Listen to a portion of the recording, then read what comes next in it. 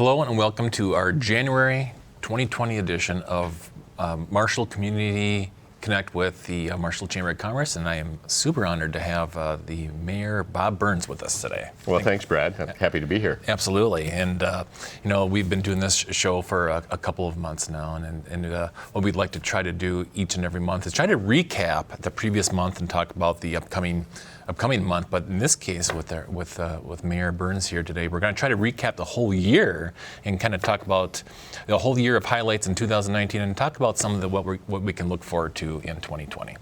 So let's do a really short recap though for December, and then we'll kind of talk about the recap of the whole year. So let's start with the Light Up the Night. Light Up the Night was a really solid event again in December. It was a whole month of activities. There was different reasons to go out to Independence Park, lots of different lights, and lights sure did expand. Mayor, did you have a chance to get out to the Independence Park this year? I was, and unlike the previous year, first off, it's a great event, and lots of volunteers put a lot of work into it, and it's really a regional draw. So, the first year it was at Independence Park, it was quite cold. Right. And we were fortunate this year, and even though there were some cold days, it was most of the time on the weekends in December, it actually was decent temperature, so people could actually enjoy it and without being concerned about the children and cold and everything like that. Right, so. Right, and the Holy Redeemer Church has. They line up the nativity scene. So you're right, the weather was nice, and I, along with 7 other volunteers, was one of the kings. Oh, really? I figured you would be a wise man. But. Oh, right, of course. Everybody might think that. But so yes, Light Up the Night was great, better than ever. Of course, that'll be looking forward to again in 2020. Traveling Trivia had another huge turnout in December, and this Traveling Trivia started back in September, August timeframe. They had 129 people this year, in December at the Varsity Pub. Good time to get out with friends, and we'll talk about January here in a little bit. And of course, a lot of the businesses it's a big time for businesses in December for shopping. And from what I understand, it was a really good shopping season for our local businesses too, which is also very important for the city of Marshall. So again, I'm going to do a really quick intro of Mayor Byrnes, and we'll talk about 2019. So Bob was with the University of Minnesota Extension in Marshall for 40 years and just retired on July 1st. He has now accepted a part-time position as the Highway 23 Coalition Coordinator as an independent contractor. Believe it or not, Mayor Byrnes was the first elected to the City Council in 1986 and elected mayor in 1992. And thanks again for being here today. So again, 2018, a lot of exciting things that happened in Marshall, a lot of development, a lot of positive changes. But when you think of the last couple years, not just 2019, people might think of weather. And it has been a crazy couple years of weather. And what do you think of what all happened and its impact for Marshall? Well, in public safety and being safe in weather and planning for that is a huge thing for the city. And, going back in time, the first year I was mayor, elected in 1992, but my first full year was 1993. And that was the year that we had 3 flash floods, Mother's Day, Father's Day, and 4th of July, and became very evident to me and to everyone, really, that if the community was going to grow, we really needed to address some infrastructure issues. And one of those infrastructure issues is flood control. And it took a while. We finally completed it, but it was really a correction to the 1963 diversion channel flood control project and the levee system to basically allow the capacity of the diversion channel to be used and then also allow some water storage. And that was tested, of course, in this past year. And actually several times we exceeded the previous record as far as river level. Now, one of those was the first part of April, I believe it was like April 4th, when we had ice jam there. Right. But the other times it was just because of excessive rainfall. And of course, the reason we're vulnerable to this is that between Marshall and the start of the Redwood River at the top of the Buffalo Ridge, which is roughly 37 miles, there's about just under 700 feet of elevation drop, which is more than between Winona, Minnesota and the Gulf of Mexico. So when we have these extreme rain events, and we seem to have them more often than we have historically, then Marshall was vulnerable. So that has largely been corrected because of the flood control project. And we've also done a lot of investment in the infrastructure to be sure that the stormwater that falls in the city is managed properly, is stored properly, it doesn't run off too fast, and as well as possible doesn't intercept with a sanitary sewer system. So there's been a tremendous investment in both stormwater management as well as wastewater management over the course of the years, and that we saw the benefits of that this past year with the extreme rain events. And then of course the other thing that we had a couple wind events, and we had a record amount of snowfall that we had this past season. 88.9 inches of snowfall fell in the city, which really did kind of tax our resources for snow removal and maintenance of streets and recovery, in the spring. It was a challenging year, but fortunately some of those preparations and investments prior to that helped. Yeah, definitely. Where I live out on the Wayside area, we have the river right behind us. And growing up in that house, we probably had to change carpet nearly a dozen times because of the rain that would come in, the floods, the melting snow, or whatever the case is. Of course, then the levee was put up, 20 years ago or so? Yeah, it was completed in 1996, 1997. Yeah, and that was a big year too. If you remember, 1996 was a terrible year of snow. So it was probably a good time to have that done. And then you're right, we've had some really crazy big rain events this past, even 2018, you think of the July 3rd storm. And I remember seeing you on the City of Marshall access channels and talking about, what to do as far as safety and some of the things that we're looking forward to. So I do appreciate everything that you've been doing as far as corresponding with the Marshall residents too. So yeah. Well, and this venue, using public access as well as their social media, we find that to be very effective in getting word out very quickly. Yeah, it certainly is helpful.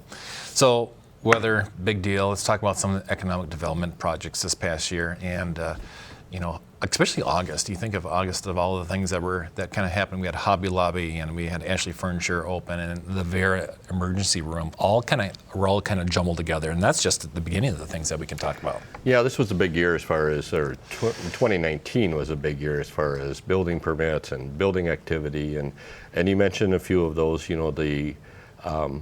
The former Kmart building was repurposed for two really successful retail venues with Ashley Furniture there and Hobby Lobby. We also had Harrison Truck Center did a major expansion, or is in the process of doing a major expansion.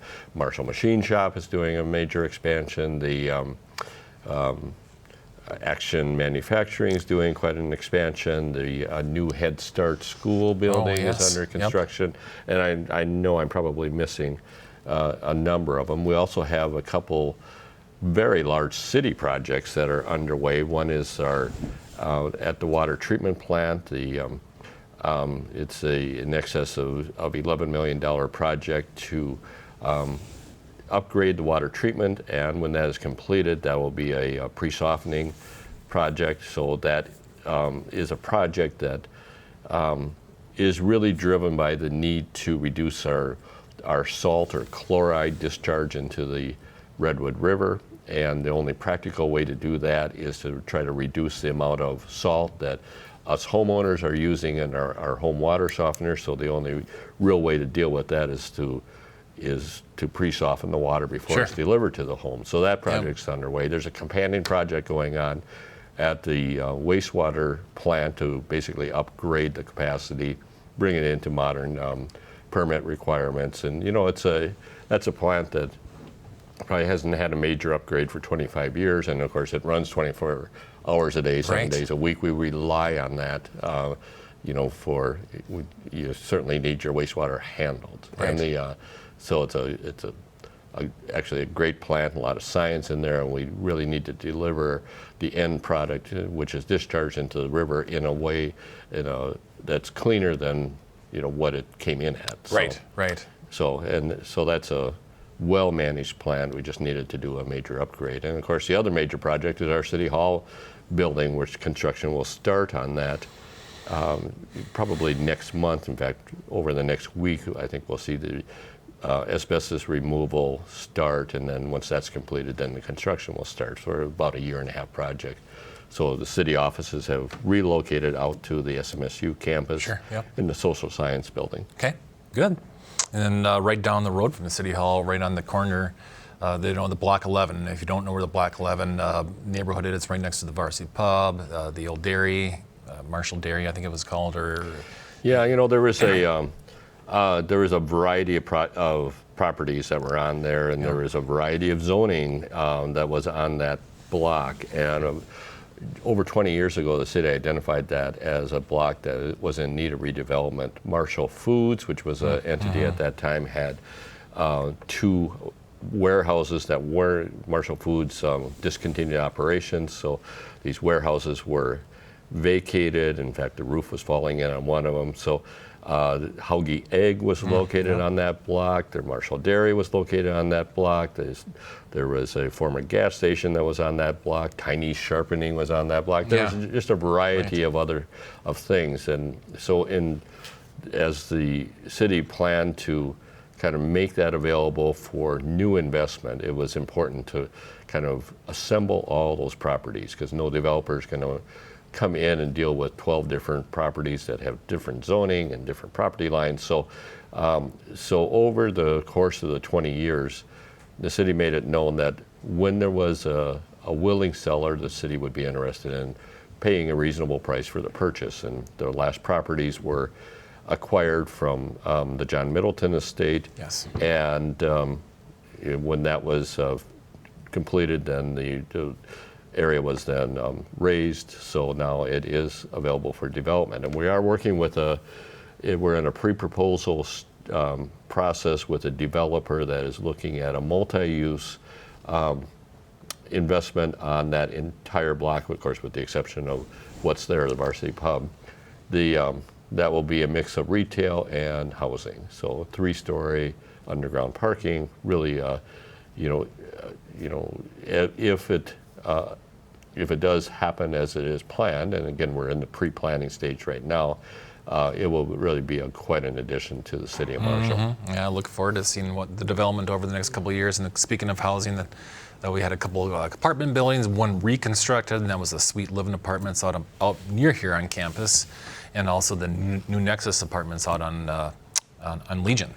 And we also have quite a bit of activity with single-family housing, and there's several areas where there's single-family housing in the Carr Estates, in the Carr Addition along Elaine Street, between there and Highway 23, in the area near the U.S. Bank. There was new single-family houses that were constructed.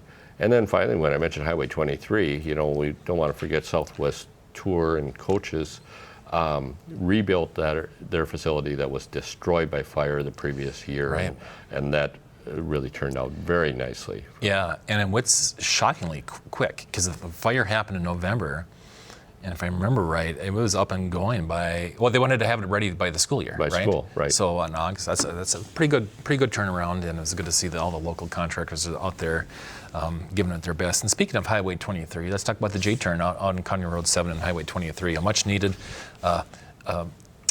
intersection, much safer than it used to be. Of course, it's a reduced conflict intersection. Yes, and so, a number of years ago, the MnDOT did a safety study of Highway 23 and really came up with a number of areas that needed to be addressed because they were dangerous. And we know those intersections. It's you mentioned County Road 7. It's also Saratoga Street, and Lion Street. And so all 3 of those intersections now have reduced conflict intersections. And then the pedestrian bridge was put over Highway 23 at Saratoga Street. And the reduced conflict intersections are, when they were proposed, there was a lot of skeptics that were like, how will this work? But the reality is that they do work. And I live pretty close to the Saratoga Street intersection, and I know that it was almost on a monthly basis that there'd be a crash there. And when there was a crash there, it was a spectacular crash because, and there's lots of tragedies that happened there. But since it was installed, not only on Saratoga Street, but also Lion Street and also County Road 7 intersection, there has not even been a fender bender. Right. So, Right. Yeah. I so agree. they are effective. They do work. Yeah. And they are more cost effective than a full interchange or overpass. Right. Yeah, I love them. I think they're great intersections and much safer. And look forward. There aren't any other ones planned though. 4th Street is not getting one, right? Or they No, are? there's none others that are planned right now. If we look at the entire Highway 23 corridor, there is a plans for one at New London. Okay. There is evaluation up in the Foley area. So Highway 23 corridor is a 340-mile corridor that is really important as an interregional corridor, movement of freight all the way from the Port of Duluth down to Interstate 90. So it goes from corner to corner, and it's really a corridor that is primed for investment, so that, and the ultimate goal is that would be multi-lane expansion of Highway 23 for the entire route. Right, and this is something that you're going to be learning more and more about in your new role for the coalition. And there is a coalition that has about 110 members, and that's made up of about 40% of the members are cities and counties, government entities, even townships, but 60% of those are businesses that are shippers along that line that really see the value of Highway 23. Great. So let's talk about 2020 and kind of what to look forward to. And one thing that we hear, every 10 years is a census. And can you talk to us about the importance of the census and why the community needs to get involved? Well, of course the census is important. It's required by the Constitution that there be an accurate count. But it's also useful for not only government but also businesses. So let's go back to the example of Hobby Lobby. Hobby Lobby, when they made the decision to come to Marshall, they looked at numbers. They looked at not only the population of Marshall, but they also looked at the population of the region that would be here. And then they made that decision to locate it here based on the potential customer base that they have. If we have an undercount, then we're going to be shorting ourselves, and so we're going to see less opportunities for new investment because of that undercount.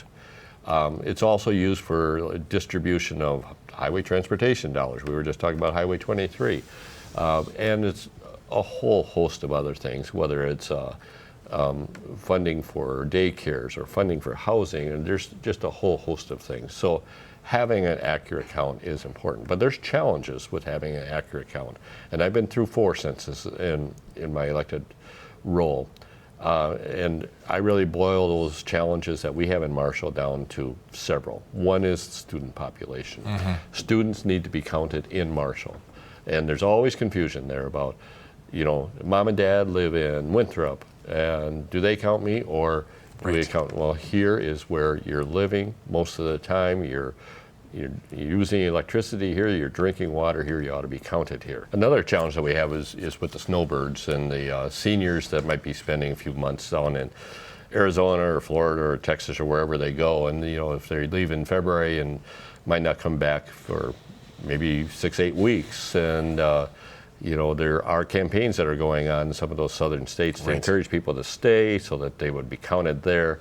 And of course, that's not right. The snowbirds need to be counted here. And then finally, one of our challenges would be those new populations that perhaps came from a different country, where perhaps there was a government that couldn't be trusted. And so helping those people understand that it's important and we need to participate. So, we'll be ramping up some educational efforts and public information, and also just explain how that census works. In the past, there's been a paper flyer. This year, there's a couple other options, including, going on the internet and doing it that way. So, census is a big deal. So April 1st, census day, whatever number we end up with, that's the number that we'll live with for the next decade. Sure.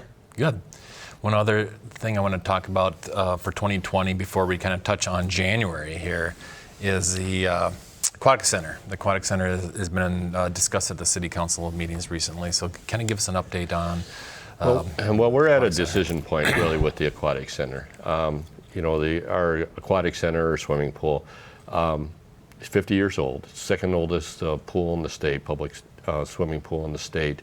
And it leaks. We have, and the piping and everything shows its age, and we are losing between 15 and 20,000 gallons of water every day during the summer when it's working. And that's not only loss of water, but it's loss of water that has been heated, loss of water that has been treated with chemical, and that's all disappearing. So it's time to replace the Aquatic Center, and in replacing the Aquatic Center is not just doing repairs. We have to bring it to ADA standards because of course now it is not at ADA standards. So any work that we do really requires replacing that pool. So the city will really need to evaluate. We've had a couple of studies that have been done, but it's really decision time on should the pool Aquatic Center be replaced? What should it be replaced with? What are the features of a new Aquatic Center that will serve the community in the region for the next 50 years? And then how should it be paid for? Right. So those are all decisions that will be challenges, but we're going to need to address this in 2020. Yep, absolutely. More to come on that as well. Of course, it's a big election year, and all the way from the city council, school board, state rep, state senator, congressional, president, obviously, so a very busy time. So all things to be looking forward to here in 2020. But let's just touch on a couple events this month, and then Mayor, if you chime in as much as you want. Traveling Trivia will be back at the Wooden Nickel, scheduled for next Thursday, the 16th. On Sunday, January 19th, right here on campus, is the annual bridal extravaganza that Marshall Radio puts on. That's on the upper level of the SMSU Conference Center and the upper level of the students there. So come on out next Sunday, the 19th, if that is of interest of you. Of course, the beer pairing event at the United Way at Brow Brothers is always a fun event. Is that something you've been to, or do you go to that? I have not been to that. I should, though, shouldn't I? Yeah. Right. Yeah, it's a fun event. I as of December 30th, they only had like 17 tickets left, so I don't know that they even have any tickets left. But January 24th, it's 25th is the High School Speech Spectacular. So if you're in town this week and you see that week and you see some unfamiliar faces, make sure you do a good job welcoming these folks into town. Up to 30 schools coming into town for this speech spectacular, and of course the Purrington family has been running with this for quite a while from the high school. So very exciting to have that amount of people coming in town. Yes. January 31st, one of my favorite events of the year, is the Gold Rush Raffle, SMSU Gold Rush Raffle. That'll be here on campus on the RA facility. I'm selling tickets at the chamber. If you're at all interested in attending one of the most fun, casual fundraiser events throughout the year, that's a fun one. Good. All right. So, of course, lots of winter sports happening. We have SMSU sports, the basketball, to hockey, to gymnastics, and we have the same thing with the high school, all coming up in January. One chamber event I want to highlight is on January 28th. We have Mike Gillespie with the National Weather Service out of Sioux Falls, who, speaking of weather, will be coming in to be presenting on this bizarre weather that we've had the last several years. So he is there. Kind of in-house weather climatologist out of Sioux Falls will be making their way into town. Right. We worked, when we were dealing with emergencies, we're in close contact with Mike, and he calls our staff. When we have our emergency operations center open, he's usually online with us, so he's very familiar with Marshall. Good. Well, it'll be exciting to have him, and this will be on Tuesday, January 28th. Obviously, we have on our monthly calendar, you'll see that we have young professionals, we have an orientation events, we have a lot of other different events. But I wanted to highlight Mike when he's coming in town on the 28th. And all these events can be found on our website at marshallmn.org. Of course, there's a CVB website at visitmarshallmn.com. where you can find all these activities. So yet another busy month of activities here in Marshall. Of course, this week we are honored to have Senator Daines and Representative Swedinsky at the YMCA to talk about the legislative session that kicks off in February. And Representative Swedinsky will be my guest in February. And so you'll be able to kind of hear from him on what some of the priorities will be for in the upcoming session. So thanks again for tuning in to our January edition. And thank you, Mayor Byrnes, for being my guest. Well, thank you, Brad, and thanks for your work. Absolutely. Thank you. Again, thanks for watching, and we'll see you again in February.